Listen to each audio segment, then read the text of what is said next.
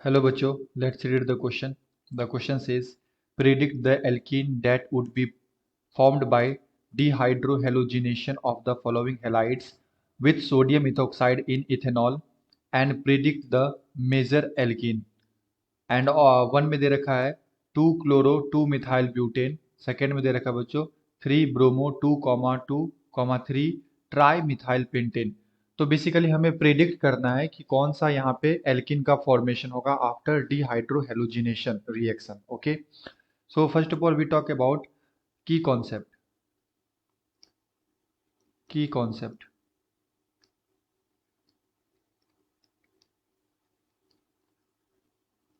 तो बेसिकली ये क्वेश्चन है बच्चों, chemical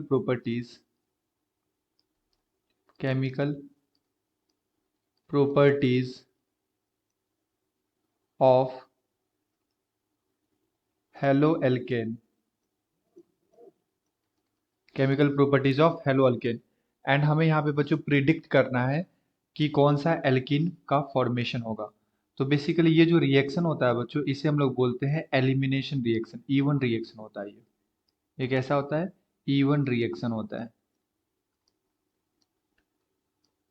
elimination elimination reaction. And हमें यहाँ पे कंपाउंड दे रखे हैं, इस कंपाउंड से हमें फॉर्म्ड करना है। तो हमारे पास है बच्चों 2 क्लोरो 2 मिथाइल ब्यूटेन। तो मैं सबसे पहले इसका स्ट्रक्चर बना लेता हूँ। यहाँ पे बच्चों कितने कार्बन है? 4 कार्बन होगा। सो CH3 CH2 C CH3, 2 पे लगा हुआ है बच्चों क्लोरो एंड 2 पे लगा हुआ है मिथाइल। तो ये हमारे पास है 2 क्लोरो 2 मिथाइल ब्यूटेन। एंड जब इस पे हम लोग करवाएं बच्चों सोडियम इथोक्साइड का, तो ये होता है हमारे पास C2H5O negative Na positive in ethanol, यानी कि C2H5OH। तो ये हमारे पास रिएजेंट है बच्चों, एंड ये हमारे पास क्या है? रिएक्टेंट है। अब हमें यहाँ पे देखना है कि हमारा प्रोडक्ट क्या होगा एंड यहाँ पे कौन सा एल्कीन का फॉर्मेशन होगा। सो चलिए मैकेनिज्म देखते हैं बच्चों इस रिएक्शन की। एंड इस मैकेनिज्म में फर्स्ट स्टेप में जो होता है, ये होता है बच्चों formation of carbocation. Formation of carbocation, सबसे पहले कार्बोकेटायन का फॉर्मेशन होगा। तो हमारे पास रिएक्टेंट है CH3 CH2 C, यहाँ लगा हुआ है Cl CH3 एंड CH3। तो यहाँ पे हमारे पास क्या बच्चों? सोडियम Na+, इससे क्या चाहिए? नेगेटिव। तो ये जो क्लोरीन है ये क्या होता है? हाईली इलेक्ट्रोनेगेटिव होता है। इसके ऊपर पार्शली निगेटिव चार्ज है, इसके ऊपर पार्शली पॉजिटिव चार्ज। तो ये बॉन्ड क्या होता है? ब्रेक करता है एंड Na के साथ कंबाइन होके ये NaCl का फॉर्मेशन कर लेगा। एंड यहाँ से क्या बन जाता है बच्चों? कार्बोकेटायन साथ में। एंड ये जो स्टेप होता है बच्चों, ये स्लो स्टेप होता है, RDS स्टेप होता है, रेट डिटरमाइनिंग स्टेप। तो हमारे पास बनेगा CH3 CH2, यहाँ पे है कार्बन पे positive charge, and CH3 CH3। Okay बच्चों, तो ये हमारे पास आ गया। एंड अब इसके इसके रिस्पेक्ट में, जैसे ये इस कार्बन के ऊपर पॉजिटिव चार्ज है, तो इसके रिस्पेक्ट में जो बीटा पोजीशन है वहां से हाइड्रोजन का एलिमिनेशन होता है। तो आइए देखें क्या बनेगा हाइड्रोजन का एलिमिनेशन। तो CH3 CH2C, इसके ऊपर पॉजिटिव चार्ज, CH2H CH3। तो बेसिकली बच्चों हमारे पास क्या है? हमारे पास बेस है, यानी कि Na+ था, एंड साथ में हमारे पास था इथॉक्साइड। तो ये है C2H5O-। अब इस O- को क्या चाहिए? H+ चाहिए। तो ये H+ कहाँ से लेता है? तो जो कार्बन से क्लोरीन निकला है, यानी कि क्लोरीन एलिमिनेट हुआ है, उसके रिस्पेक्ट में बीटा कार्बन। तो ये हमारे पास है बीटा, एंड इसके जो बगल वाले में है ये हमारे पास है बीटा। तो 2 बीटा कार्बन है, एंड इस बीटा कार्बन से क्या होता है? हाइड्रोजन एलिमिनेट होता है, एंड इसके साथ कंबाइन करके बच्चों यहाँ पे क्या बना देगा? एल्कोहल। एल्कोहल बाहर निकल जाता है। एंड ये स्टेप जो होता है ये फास्ट स्टेप होता है। तो हाइड्रोजन अगर एक बार आप इस बीटा से निकालो, इसे मैं बोलता हूँ बीटा वन, इसे बोलता हूँ बीटा टू। तो अगर आप बीटा वन से निकालो बच्चों तो हमारे पास एक अल्कीन बनेगा, ये बनेगा CH3 CH2 C, यहाँ पे क्या है CH3, इस पे पॉजिटिव चार्ज एंड बगल वाले कार्बन पे क्या आ जाएगा बच्चों निगेटिव चार्ज, ये दोनों पाई बॉन्ड बना देगा, यानी कि डबल बॉन्ड का फॉर्मेशन हो जाएगा। तो एक हमारे पास ये बच्चों बना एल्किन, फर्स्ट एल्किन। सेकेंड, अगर ये बीटा टू कार्बन से अगर बच्चों हटाओगे H प्लस, तो यहाँ से एक हमारे पास और एल्किन बनेगा, ये बनेगा CH3 CH double bond C CH3 and CH3। तो अगर मैंने इस बीटा टू से हटाया बच्चों तो हमारे पास ये सेकेंड बना, बीटा टू, तो हमारे पास ये सेकेंड एल्किन बना। एंड अगर मैं बीटा वन से हटाया तो मेरे पास बना बच्चों यहाँ पे वन, फर्स्ट एल्किन बना। अब हमें ये चेक करना है कि इस दोनों में से मेजर प्रोडक्ट कौन सा है। तो देखो बच्चों, ये हम लोग कैसे चेक करते हैं कि जो हमारे पास एल्कीन होता है ना, इसका हम लोग स्टेबिलिटी चेक कर लेते हैं कि कौन सा एल्कीन ज़्यादा स्टेबल है। तो अगर आप देखो तो हमारे पास जो फर्स्ट एल्कीन है बच्चों, यहाँ पे कितने अल्फा हाइड्रोजन है, यहाँ पे है दो, एंड यहाँ पे कितने हैं थ्री, तो यानी कि टोटल 5 अल्फा हाइड्रोजन है। एंड अगर मैं सेकेंड एल्कीन में देखूँ तो यहाँ पे थ्री, यहाँ पे थ्री, एंड यहाँ पे थ्री, टोटल 9 अल्फा हाइड्रोजन है।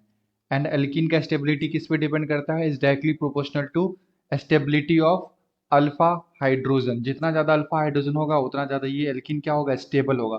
तो सेकेंड एल्कीन पे 9 अल्फा हाइड्रोजन है, फर्स्ट पे 5 अल्फा हाइड्रोजन है। तो जो सेकेंड एल्कीन है बच्चों, ये हमारा क्या होगा, मेजर प्रोडक्ट हो जाएगा। और ये जो मेजर प्रोडक्ट होता है बच्चों, इसे हम लोग बोलते हैं सेटजिफ प्रोडक्ट, सेटजिफ प्रोडक्ट बोलते हैं। तो ये हमारा हो जाएगा second alkene is the major product. Okay बच्चों, एंड फर्स्ट वाला क्या हो जाएगा, ये हो जाएगा माइनर प्रोडक्ट, जिसे हम लोग हॉफमैन प्रोडक्ट भी बोलते हैं। तो बच्चों ये फर्स्ट कंपाउंड से हमारा प्रोडक्ट बन गया। अब सेकेंड में यहाँ पे दे रखा है 2 ब्रोमो 2,2,3 ट्राई मिथाइल पेंटेन, तो पेंटेन बनाना पड़ेगा। तो सेकेंड में हमारे पास है बच्चों पेंटेन, तो 5 कार्बन यहाँ लगा लो, 1 2 3 4 5। 2 पे मिथाइल लगा हुआ है, यहाँ पे भी मिथाइल लगा हुआ है। 3 पे लगा हुआ है बच्चों Br ब्रोमो, एंड यस 3 पे एक और लगा हुआ है मिथाइल। तो अगर मैं बैलेंस करूँ तो यहाँ पे 3 कार्बन, यहाँ पे कितने दो आ जाएंगे हाइड्रोजन, यहाँ पे 3 हाइड्रोजन आ जाएगा बच्चों। तो ये हमारे पास है सेकेंड कंपाउंड। एंड अगेन इस पे भी क्या करना है हम लोग को, C2H5O नेगेटिव और Na पॉजिटिव का रिएक्शन करवाना है। तो सेम मैकेनिज्म होगा बच्चों, ये जो कार्बन है हमारा, ये कार्बन को क्या बोलेंगे, अल्फा कार्बन।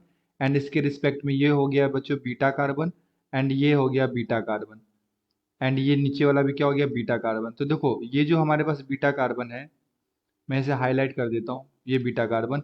इस बीटा कार्बन पे बच्चों एक भी अल्फा हाइड्रोजन नहीं है, तो यहाँ से हमें रिमूव नहीं करना है हाइड्रोजन। अगर आप नीचे वाले बीटा कार्बन को देखो इसे, तो यहाँ पे प्रेजेंट है हाइड्रोजन, एंड यहाँ पे भी हाइड्रोजन प्रेजेंट है। तो अल्फा से हमें क्या निकालना है, Br ब्रोमीन, एंड बीटा से हमें हाइड्रोजन लेना है। तो एक बार इस बीटा से हटाएंगे बच्चों, एंड एक बार इस बीटा से हटाएंगे। ओके, तो अब देखो यहाँ पे दो हमारे पास फिर से क्या मिलेंगे, प्रोडक्ट मिलेंगे। एंड मैकेनिज्म सेम होगा बच्चों, जैसे हमने फर्स्ट के लिए मैकेनिज्म किया वैसे यहाँ पे भी मैकेनिज्म होगा। तो मैं यहाँ पे डायरेक्ट बच्चों अल्फा बीटा एलिमिनेशन कर रहा हूँ, अल्फा बीटा एलिमिनेशन कर रहा हूँ। तो अल्फा पोजीशन से Br एंड बीटा से अगर मैं हाइड्रोजन हटाऊंगा इस बीटा से, तो हमारे पास बनेगा बच्चों CH3 CH double bond C, यहाँ पे लगा हुआ है CH3 and C CH3 CH3 and CH3। तो एक हमारे पास बच्चों ये फर्स्ट एल्कीन बना।